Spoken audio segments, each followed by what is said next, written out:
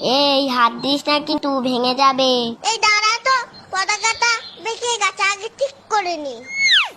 এই জগন্নাথ ঠাকুরটা বাঁদিকে রাখ। না, জগন্নাথ ঠাকুর ডান দিকেই থাকে। বলছি বাঁদিকে রাখ, তুই বেশি জানিস। ঠিক আছে, তাহলে মাকেই জিজ্ঞাসা করে নি। মা, জগন্নাথ ঠাকুর কোন পাশে থাকে? বাঁদিক না ডান দিক? তোমার সামনে থেকে ডান দিকে। দেখলি তো কি বললাম। শোন না ভাই, তুই এই বাজনাটা বাজা, আমি রথটা টানি। না, তুই এই বাসনাটা বাজা, আমি আগে টানবো। বলছি তো আগে আমি টানবো, দে আগে আমায়। তুই সব সর, আমি আগে টানবো। আমি সবটা সাজিয়েছি তাই আমি আগে টানবো।